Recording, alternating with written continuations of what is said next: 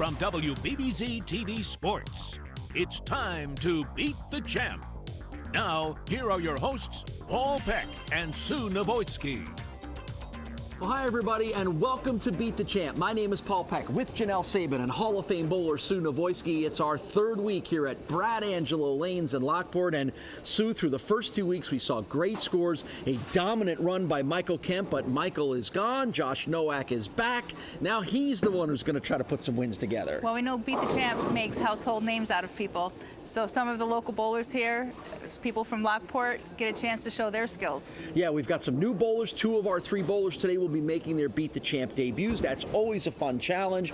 Always good for you, too, to get some new names. We've got a great nickname to one of our bowlers today, and we're continuing our Storm Bowling giveaway as well, too. Yes, so today we will be giving away the remaining prize from Storm Bowling. So stick around, and I guess we'll see who wins that one. Yeah, we've had some great bowling here at Brad Angelo Lanes. Brad's going to join us as our guest commentator again, so let's get rolling. It's Big Josh on the right and Tiny on the left. That's our first match of the day. Josh Nowak and Mike Tiny Hulbert in match number 1 from here at Brad Angelo Lanes. And we get our first look at the debut here on Beat the Champ of Tiny Hulbert. He was our top qualifier leading up to the roll-off that set the order here, but Mike took home the television from Dirt Sheet TV by nature of being our top qualifier, rolled a great series in qualifying to get himself to this point. So here we go, first time on Beat the Champ for Tiny Hulbert, 29 years old from Wilson, New York. That's kind of par for the course for Tiny in this building. He's a regular here, right? He's a regular here. He comes in and throws as much rev rate as you could possibly get on a ball, and that's pretty much the result all season long. You look at the 300 games, he's up there 3, 4, 5 times. He's got 4, 5, 800 series here this season. He led the qualifier. I think he shot 840 or something. I believe that's correct, here. yes. So now here's Josh Nowak, who's coming off a win in last week's show, and a good strike for him to start with. Josh knocking off Michael Kemp, ending the 5-match winning streak of Michael Kemp, which was a big piece of news in itself. And you heard the voice, and we welcome in Brad Angelo, the man whose name is on the lanes here, but the former PBO and current still PBA pro, and one of the outstanding bowlers here in Western New York. And we thank Brad for being here to help us out and provide a little color commentary here and your expertise. How's that sound? Well, I like being in here with both of you guys. You make it a lot of fun. Thank you. And a good start for Josh Nowak, a real power player, the 31-year-old from Niagara Falls, off to a good start. And now we flip it back over to Tiny. It's one of the true things about bowling, though, is because they're both big guys, both powerful guys. Playing the lane is completely different. Well, He's Tiny, deep on the lane. Tiny can do just about anything he wants to, but he likes trying to throw it somewhere. He's probably crossing around 18 or 19 at the arrows, and he'll go out to 4 or 5, and it just flies back. Does that like every single time. It's the same thing every single time he throws that ball. Now, interesting, and I'm sure I noticed it, and I'm sure a lot of people at home will notice, a rather interesting grip for Tiny. The way he holds the ball, almost cups it in his arm and his forearm, and you'll get a chance to see it here when he throws his third frame here. But what's the challenge for that? How unusual is that? And what are both the benefits and the negatives for someone who throws it that way? Well, for a guy named Tiny, you would think that it would be its own challenge, but by looking at him, he's so powerful and he's so strong to be able to hold the ball and get it all the way back into your backswing and still be able to have control on it. The reason he's able to get the rev rate that he has is because he doesn't have his thumb in the ball. So the ball comes unraveling off that, much like a yo-yo would come flying off of your hand. The challenge for a lot of the guys that use their thumb in achieving that high of a rev rate is getting their thumb out of the ball. And at the simultaneous time that their arm swing is accelerating. So there's a coordination that has to happen with your thumb exit to the explosiveness. Right. And Tiny doesn't have that because he doesn't use his thumb. Now watch Josh, more of a traditional, but look at the note the differences in the backswing. You know, Josh is about 2 feet higher on the swing than Tiny is. Right. Well, if Tiny got it up much higher, It would then the ball would fall right down. That's true. That is true. But I mean, I think we're getting so ingrained to seeing the younger generation of bowlers that swing that ball way high over their heads that it's almost jolting to see Tiny maybe goes back a foot, if that much. Yeah, well, John Masiello was probably the shortest backswing of anybody around Buffalo. And you're right, there are a lot of guys who get it way up over the back of their head. So a very interesting match style, contrast in style here in this match, and that's always fun to see and to note the different ways that people have become comfortable throwing a bowling ball, and you know, always interesting to see how that shakes out here. And you know, and Sue and I have talked a lot about it. It sort of evolves over time. When you're a bowler, you just find what you're comfortable with. Well, someone like a Pete Weber, who traditionally has a high backswing, has his backswing stayed the same as he's gotten older? I think it has. I really do. I think it has. I think he has, you know, of course, Pete Weber is Pete Weber. I mean, he can do anything he wants to a bowling ball. He's been great, arguably the top 5, if not the greatest bowler of all time. But as the sport has evolved, so has Pete. And the fact that he still can dominate on our PBA tour, and he dominated the senior tour last year. I think he won 5 or 6 titles last year on the senior tour. You know, it's just awesome to be able to watch these guys do what they do. Well, it seems like that backswing would cause some wear and tear on your shoulder over time, but the fact that he's been able to maintain that all these years, that's kind of the opposite thinking. You know, the funny thing is people think they have a really high backswing, but they really don't. What they have, if you take your arms and you stretch your arms out left to right, and then you just lean, and then you look to your left, that's all they really do. They're actually it's kind of just a lean like this. The more they lean, the higher their swing looks, but really all it is just out to your side. That's interesting. Yeah, really interesting. So here's Tiny in the 4th frame, strikes for the first 3, and he will leave the split here in frame number 4. So a little challenge on the pickup there, as both guys, after big starts, are fishing around a little bit early in this match. Well, this is just a result of a little bit of a high hit. It's a bad break. You could leave the 4, you could leave the 9, or you could really be disappointed and leave the 4-9. Right. But it's makeable. Not that time for Tiny, so it'll be an open frame in the 4th for him. This feels like a good time to take a short break. We'll be right back with more action on Beat the Champ. Welcome back to Beat the Champ. Let's get back to the action here on WBBZ TV. I am here with Mike Hulbert, aka Tiny. Can you tell us how you got that nickname? I was in the 7th grade, and a friend of mine's dad just said, "Man, that kid's too big to be called anything but Tiny," and it's just stuck ever since. Well, that's a long time for that to stick. Give us a sense of the prominence of the sport. Oh, I mean, again, you're rattling off all these incredible places that you've had, and there's a reason why you've had a chance to be there, because of the demand and because they want to have Americans come over there. But the sport has a little bit of a different place in the culture maybe than it does in the United States. It really does. It's very much, in many of the places, it's very much an upper echelon type of culture. You know, here the demographic is more blue collar, very factory worker based, but over in the other parts of the world, it's very white collar, very prestigious. I know some people that bowl on their national team, like in Singapore. One of the girls that bowls on the Singapore team, she's got her whole face on the side of buildings, like Michael Jordan does here, or LeBron James. I mean, that's how big they are over there. Another guy that I know from the Philippines, he's won the World Cup, I think 4 or 5 times, the World Cup of bowling. He's got a huge statue in the middle of their city that's his name is Pang. You've probably heard of Pang Nepomuceno. So these guys, it's really something. Well, and as crazed as this city is about the sport, and as famous a celebrity as your dad was in his day, unfortunately there are no bowling statues that we're aware of anywhere in Western Europe. No. So that gives you people a little bit of an idea of how much it is different in places like that. Yeah, it's very big overseas. But I got to tell you, everywhere that I've been, it's always been nice to touch down here in Buffalo. Really, it truly has. That people ask me, where would you want to be if you could live anywhere? There's not many places that I think have truly, and I mean this, as good a weather as Buffalo. Yes, it's tough January, February, and March, but from April to December, I love it. Well said. So here's Tiny Holbert in frame number 8, and he's really struggling a little bit and kind of keeps putting himself in very difficult positions like he did just here. Mike is 29 years old from Wilson, New York, a sample control technician. Got his dad, Mike Sr., here and some friends cheering him on here at Brad Angelo Lanes as he makes his Beat the Champ show debut.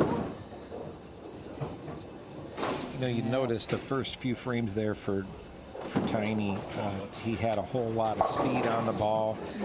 When you throw that much rev rate, you need a lot of speed to go with it. And it looked like, we already know the lanes are hooking quite a bit, and it looked like he just didn't quite get as much speed on the last couple.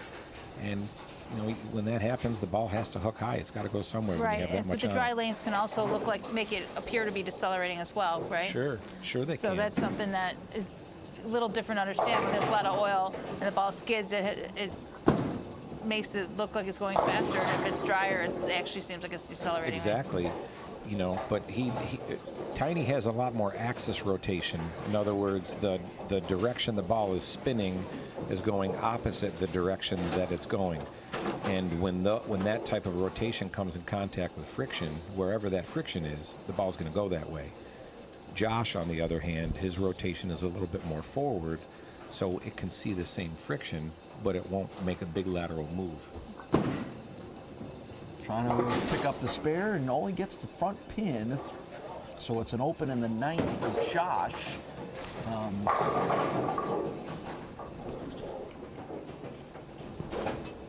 But I think he's, as you can see on the Castellone Chrysler Dodge Jeep Ram scoreboard, holding a rather sizable lead at the moment, and looks like he's on his way to a victory. He needs 7 pins total to clinch. So let's see if he can get that now. It would be his 2nd consecutive win and 2nd Beat the Champ victory. He got the 7th pin thanks to the one that fell right at the end there. So.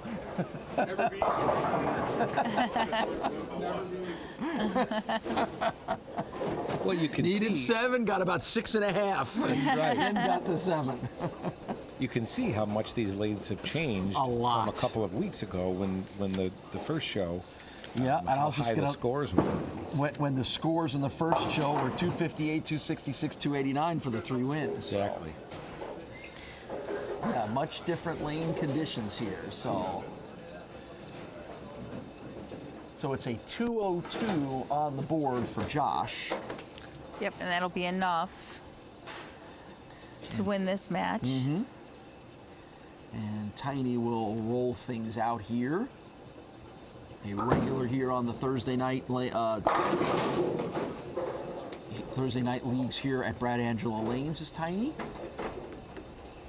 And he'll be back here, and I'm sure we're going to get him back on the show at some point here soon enough as well, too. We need more guys with good nicknames. Love a good nickname, right? Sports doesn't have enough nicknames anymore, so. What'd you say? He's been called Tiny since he was in grade school? Yep, since in grade school. That's a good throw right there. Think he just figured something out? I think he just moved in a little bit and got a little bit more oil to get the ball down where it needed to get. He certainly has the rev rate to get the ball back from anywhere. So one more for Tiny, and then we'll post the final score. But Josh is going to move on. Chad Nee is the next opponent up for Josh Nowak. And another good strike there to wrap things up for Tiny.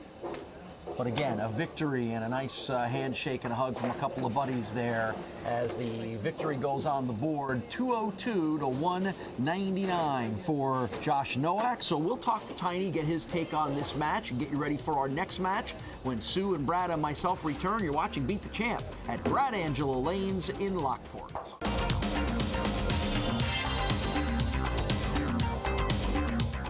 A narrow 202 to 199 win for Josh Nowak over this man, Tiny Holbert. And I'm sure when you look at that final score, you go, man, a couple of those 2 open frames and a couple of frames here and there might have been the difference. 6 or 7 strike, 199 game, you know, a couple opens, that's what'll happen.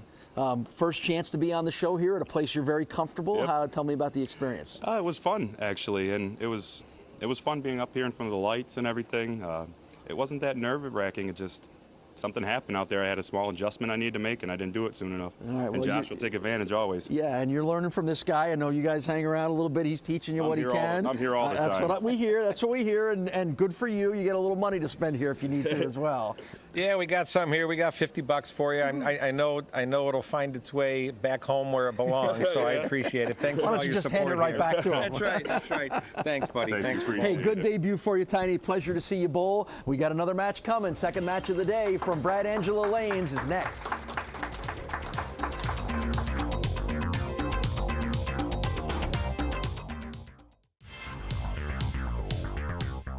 Hi, I'm here with Chad Mee, one of our young talents from the area. We haven't seen you in a little while. What's been up? I've been going to school for a while. We just got done last week. I just had final exams, so haven't been bowling much, but came out last weekend to bowl, so. Well, we know how talented you are, so it probably didn't take much to make this cut. How did you bowl here? I started out pretty good. I had 520 or 530 for 2. Then I shot a $190, but that was good enough. And then shot just 690 to make it by a little bit in the top 24. Well, we can expect the best from you, so good luck today. And thank you very much. Josh Nowak's challenger in this second match will be Chad Mee in the red, and it will be Chad that will start things off. Chad's a Beat the Champ veteran. This is his 4th show appearance, 2 wins and 2 losses. He won a weekly trophy back last year at Transit Lanes, and we haven't seen him in a couple of months. Last time we did was early in the year at the Kearns Avenue Bowling Center when he was one of the victims of Tyler Molina's 6 consecutive victories. Great shot out of the gate there. This is hooking a little bit more than the practice pair, so it required him to make an adjustment on the lane as soon as he got on it. But he's so smart that he was able to do that, read the lane and do it real quickly. Well, and you use the word smart, and one of the reasons we don't see Chad as regularly as we might on this show is he's got a little thing called college that gets in the way. He's still a student in chemical engineering at UB, and that does detract from his bowling, right, Brad? Exactly, yeah. He even chose not to bowl the Buffalo Masters a couple of weeks ago because he had exams that he needed to study for. I really respect that out of Chad. He always tries to make sure that he put his school first. At least I'll say that on the air to give him a good plug. That's right. No, he's pretty responsible, though, when it comes to school. And a good first ball, first frame, first strike for Josh Nowak, who's on the 2-match winning streak, looking to make it 3 in a row. And been sort of streaks have been the key here at Brad Angelo Lanes over the last 3 weeks for us, as Michael Kemp won the first 5 matches and then beaten by Josh. And now Josh has won the last 2. Yeah, I was just thinking that just before you said it. It's true. It's been bowlers getting lined up and really keeping that momentum going.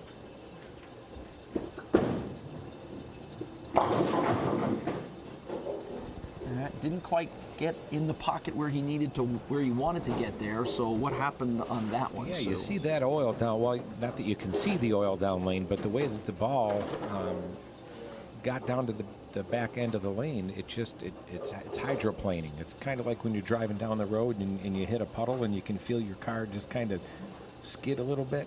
That's definitely what that's doing. So it's going to be a challenge for him to be able to maintain control of that and be able to make an adjustment.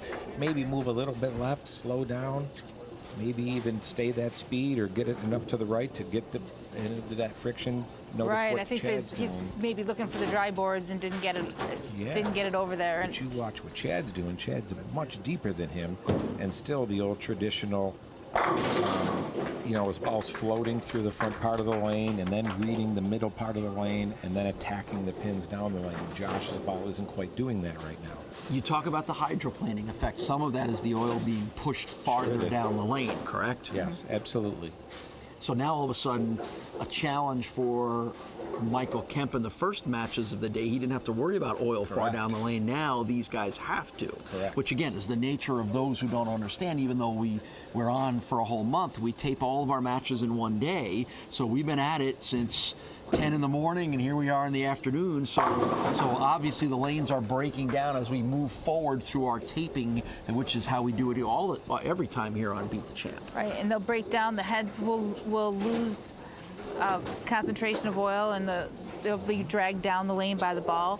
So now instead of the ball spraying through the front, now you've got to deal with the front of the lane and more oil in the back of the lane. So it changes your approach entirely.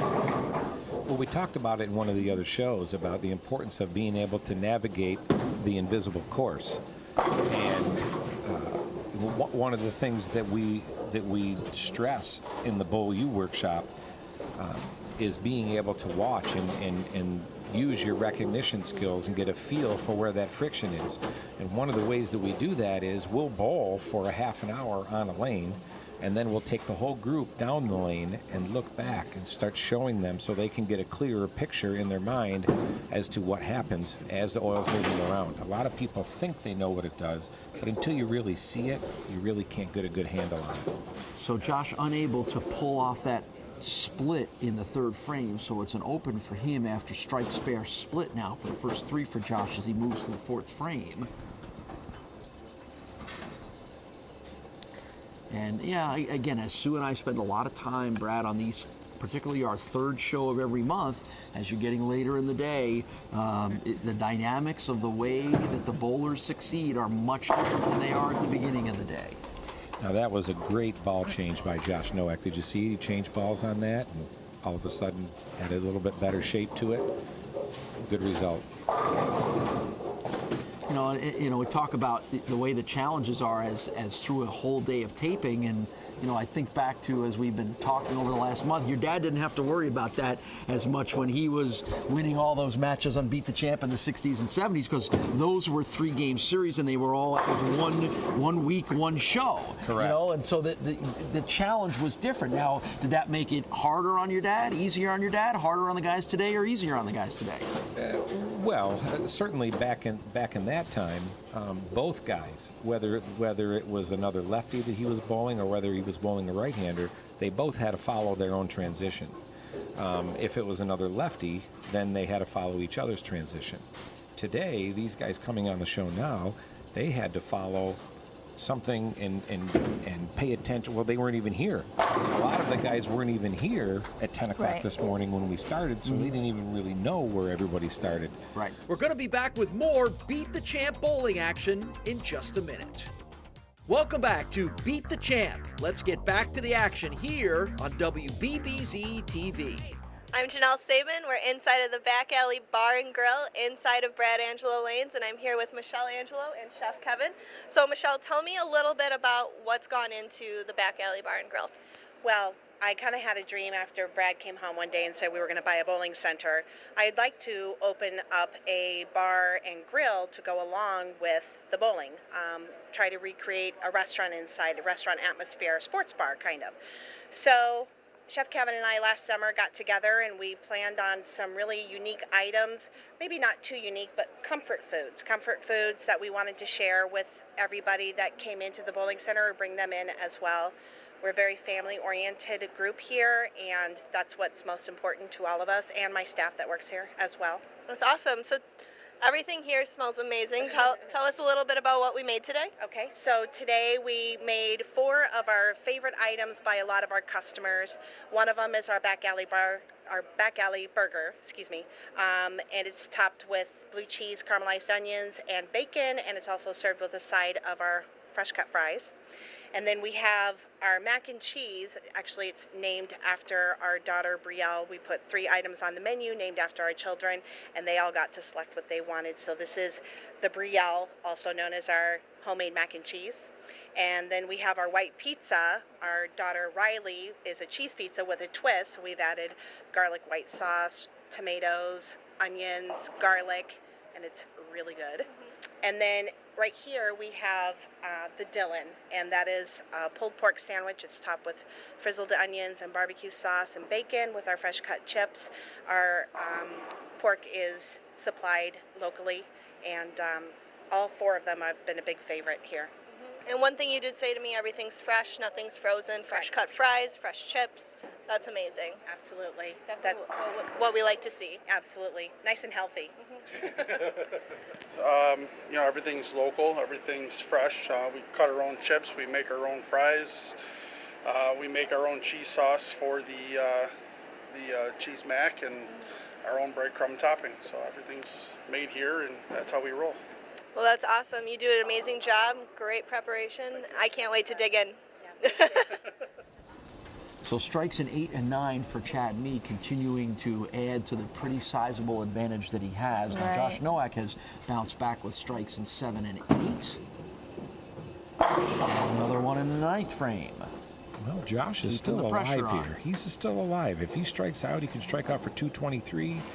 Chad's already pacing 230, but Chad's got that 167 for his count. So if he loses some count and has an open frame in the 10th, he can come back behind Josh, assuming Josh gets all 3 here in the 10th. There's Janelle Saban and the Castellone Chrysler Dodge Jeep Ram scoreboard telling you the story of where this match is at, heading down the stretch between Josh Nowak and Chad Mee. Second of our 3 matches here at Brad Angelo Lane's week 3 here to Beat the Champs stop in Lockport, and Josh keeps putting the pressure on. Let me ask you something, Paul. Do you have to practice saying the Castellone, the whole thing? Do you have to practice that? I do not, Brad, because I have it on my little index card here. But you say it. Broadcaster it's like a tongue trick. twister. Broadcaster's it's like trick. Sally sells The less I have to seashells by think, the seashore. this applies to many phases of my life. The less I have to think, the better I am. Castellone, no, you know, it's the broadcaster in me. No, it's like, the you know, Castellone Chrysler Dodge Jeep Ram scoreboard. Hey, are you kidding me? We live in Western New York, and you can't go to a bowling alley and find a few names with some C's, Z's, and Y's in them. So if I can pull those babies off, Castellone's like saying Smith. Every single tombstone in Western New York ends in a vowel, whether they're Italian or Poland or something. It's either SKI or... there may not be any more challenging. Well, I'm sure there are other challenges, but this is a challenging name city. Well, as I say, I didn't get a lot of practice on my name here, but there are some challenging names to be pronounced correctly in this town. Nice finish though for him. And you better be right, because you don't want that phone call. No, I've gotten those phone calls a few times. You don't want that phone call from the angry, it's always the angry grandmother that calls you when you said when their grandkid's name was wrong. So you don't want that to happen. Never want that to happen. Chad needs good count here and a mark. He's good count and a mark. There you go. See, that was the I shot. saw it. Did you I see saw that? it. Off his hand. Like we could have paused the screen there, and I could have told you that was going to be a strike, because that's Chad's move when he throws it good, when he likes it. So Chad Mee on his way to a victory here, his 3rd Beat the Champ victory, and he will get a chance to go one more here and try to advance to next month's battles at Tonawanda Bowling Center. You see the 234 on the board for Josh. Another nice strike for Chad. Brian Whitkop is going to be the next bowler up to challenge Chad Mee. Unless Chad Mee's leaving. Chad, I think he had to use the restroom real quick. Oh, he's back. There he is. And then again, of course, the winner of our next match will advance to the Tonawanda Bowling Center, where we're all set. Our qualifiers is done. And our list of bowlers, the 9 bowlers that will be on next month's Beat the Champ, already set. For all of that information, you can go to the Facebook page, Beat the Champ Facebook page, and get all your information there. best place for you to keep track of all the occurrences and events. But all we do know now, it's a 251 to 234 win for Chad Mee. We'll talk to Josh after his nice little run and preview our next match when Sue and Brad and myself return to Brad Angelo Lanes. You're watching Beat the Champ.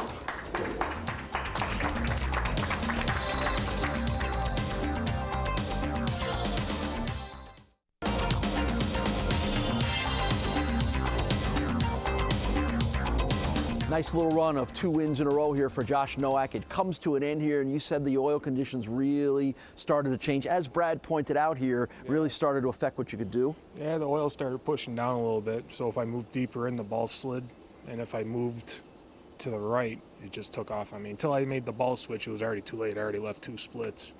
I wish I would have made the change a little bit sooner. Got a couple of wins, first 2 wins under your belt. You starting to feel a little better about making this more of a regular occurrence? Yeah, I mean, felt good to actually win, come out here and win one of these times. Right. Hopefully I'll be back next month. Well, and it also feels good, which means Brad's going to give you a little more than he might have given you the last time you were on the show. Right. Hey, Josh, we appreciate you coming out and supporting our event. Thank you, and great bowling. Congratulations on 2 shows. Thanks. Thank you. We got one more match here. Chad Mee will try to pull off his 2-match winning streak. We'll find out if he does. It's our next and final match of the week from Brad Angelo Lanes. We're back right after this.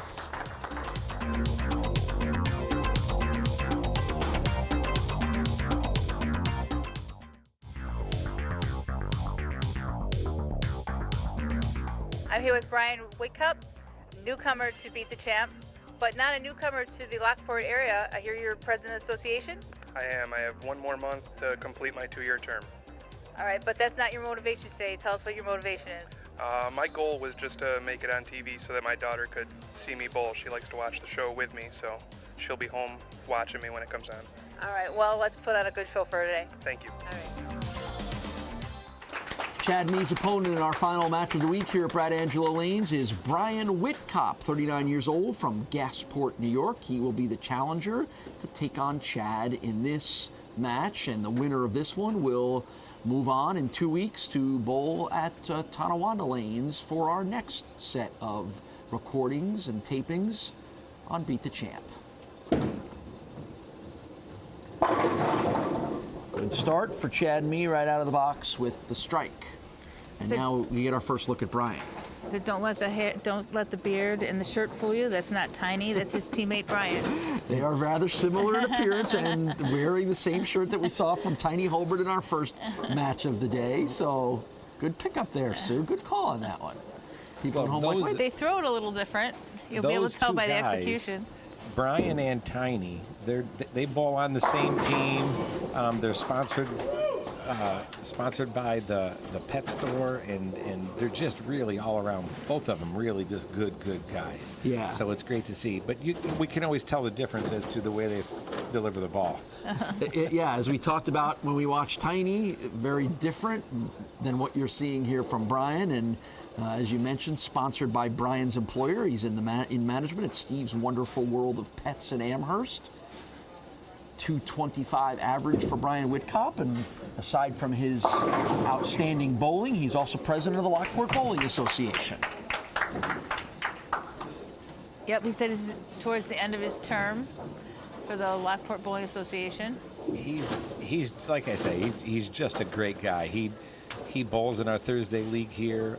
He also has and is the head of the Whitcup and Sons bowling league that bowls here on Sunday afternoons. They bowl every other week, and it's just a great group of guys, a great family, and they're here all the time. Yeah, and Brian also bowls as amongst the 2 nights that you already mentioned. He also bowls in a league on Friday at Tonawanda Lanes, which means if he wins this match, he'll be very comfortable because that's where we'll be advancing to. Little work here for Chad Mee. What a nice pickup. Nice pickup. What a nice spare pickup for Chad Mee. That was a challenge right there. 9 spare. Yeah, just like 9 spare there. Just had a ring 10 spare. That's all we count that. You try not to think of how bad that one turned out. Yeah, 5 pins on the first ball, 5 pins on the second ball. Still adds up, right? Yep. When it's on a strike, it only counts for total anyway. anyways. Still equals to 10. So a nice little salvage job there for Chad Mee, and now back to knocking them all down in one shot.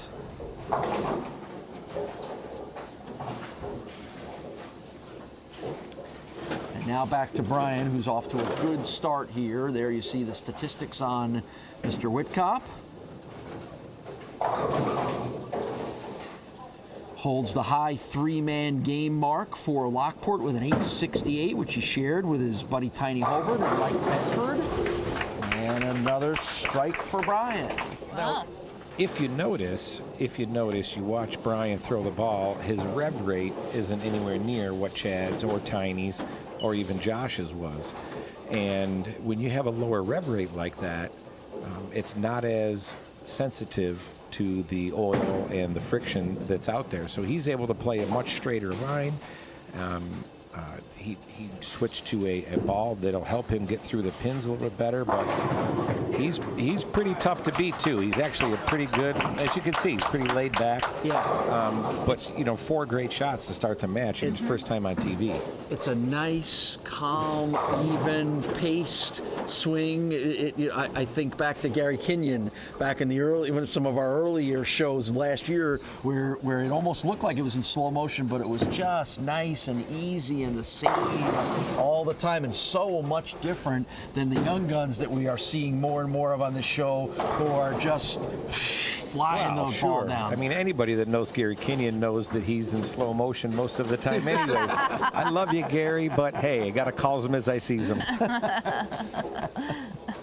And I think that's the fun thing about what we see on this show is completely contrasting styles, Sue, all the time. And there's none that's right, there's none that's wrong. They all work.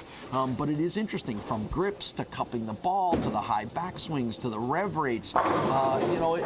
There's 1,000 different ways to throw a ball down the lanes, and they all, if you're good, they'll all be successful.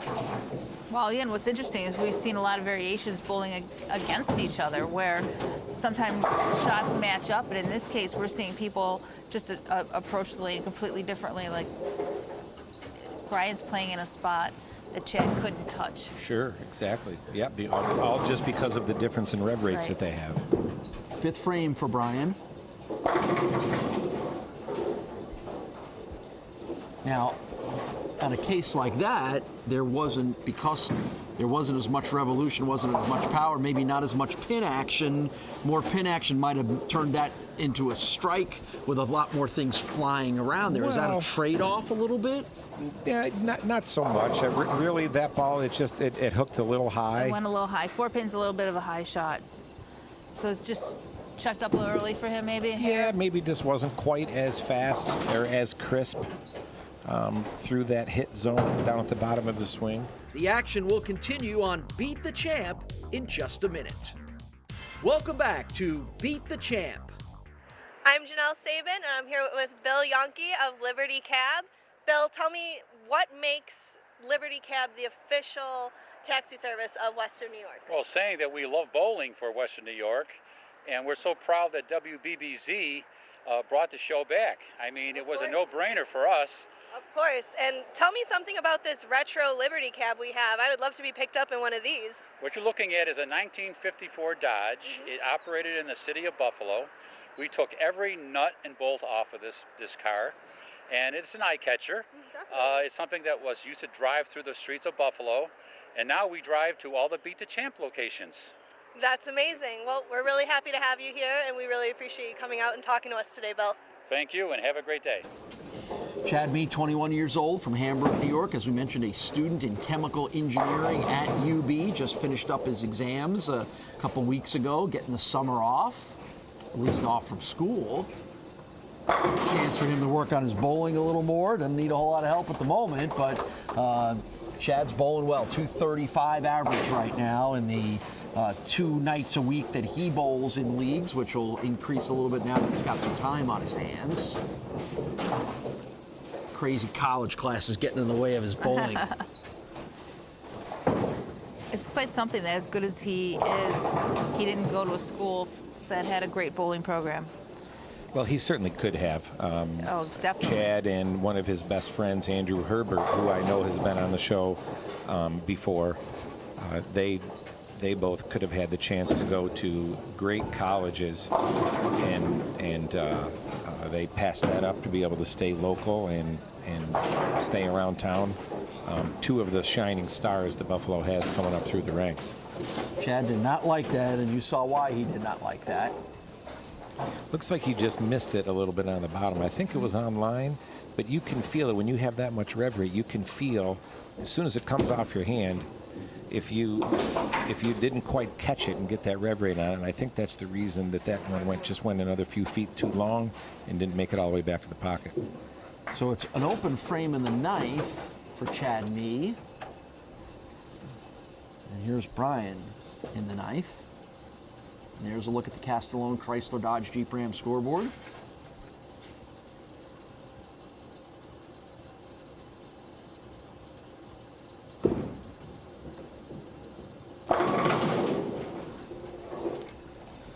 It's another 4-pin on that lane. Yep, another 4-pin. Now, if you notice, Brian, he slides about 2 feet behind the foul line. He doesn't even make it all the way up to the foul line. And I've often wondered how much effect that has, especially when the lanes are hooking, of how much extra friction his ball sees. If you see that, he slid about 3 feet farther back from the foul line. Absolutely, your ball's burning up that much sooner. Yeah, I think you're getting to I the think roll it has sooner. that couple feet of friction as long as he doesn't hit the foul line. I think it does have an effect. I don't think it has that much of an effect when the lanes are fresh, but I think when you add that 2 feet of friction, as long as he's setting the ball down. Now see if we can get a camera shot of this on this lane, is how far back he slides from the foul line. It's probably a good 1.5 to 2 feet. Big strike in the 10th frame for Brian Whitcop. So if he Yeah, well, I noticed. I was watching that time, Brad. Yeah. As you pointed out, he is significantly beyond Sure. beyond the line there. But there's nothing wrong with that. He does it the same way every time, so his adjustments are still very similar to what others would be. It's just an interesting thing. Tom Baker is known for sliding that far behind the foul line as well. You could see it a little bit on that shot where the ball makes contact. That was a big ball right there. That sure was. Now that forces Chad to get up and get 2 strikes in the 10th.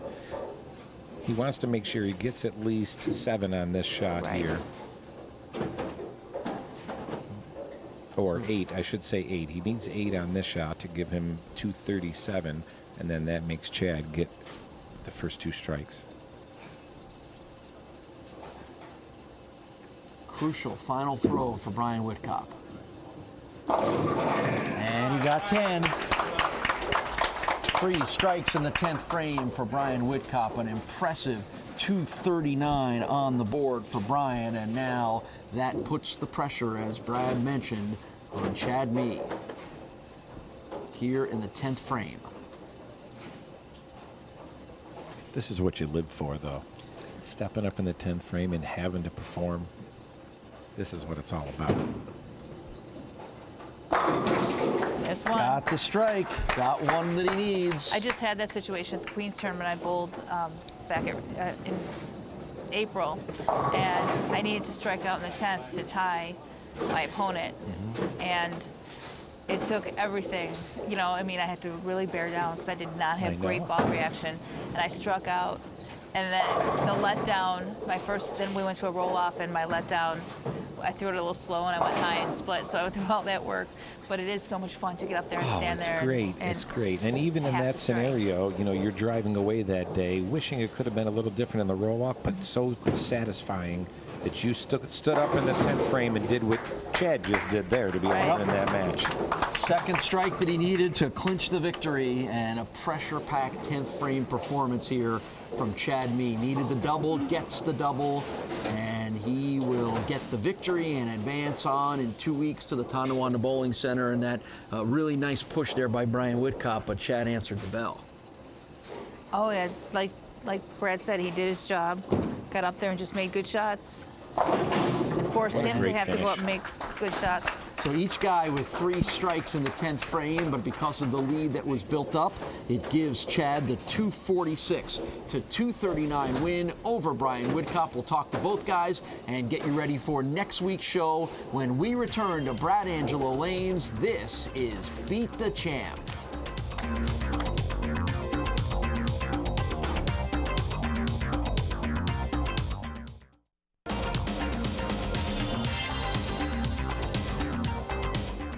Great match to wrap up our third week here at Brad Angelo Lanes. Boy, Brian, you did all you needed to do. You put as much pressure on Chad as you could. It's the breaks of bowling a little bit, huh? Definitely is. That was a lot of fun. Overall, your first chance to be on the show in a place where you spend a lot of time here. How did it, give me your sense on how it went? Definitely is a home away from home for me here. I'm definitely comfortable here, so it was definitely fun. All right, and in a nice role reversal, this time it's Brad giving you the money. Normally it goes the other way, right? Usually the other way around. Hey, Brian, it was great to watch. Great job in the 10th frame, putting the pressure on Chad, and it was really great to see you out there. Thank you for bowling in it. Yep. Thanks a lot, buddy. You. All right, so Sue, he's got all his college done, his exams are out of the way. Now he can refocus on what he really needs to do, which is bowling even better than he just did. Great finish there. Do you live for that moment when you get to go up and have to make those shots? Oh yeah, it's always nice to get the pressure put on you and throw it good and have the outcome you want. So pretty nice. Spoken as a true tournament bowler. Very much so, yes. Well, great job bowling. Good luck next month at Tonawanda. Okay, thank you very much. Yeah, we're not done with Chad. In 2 weeks, you'll see him again as he will advance on to next month's bowling at Tonawanda. But we've got a little more business to do here in Lockport. We come back to wrap it up for this week's show at Brad Angelo Lanes right after this.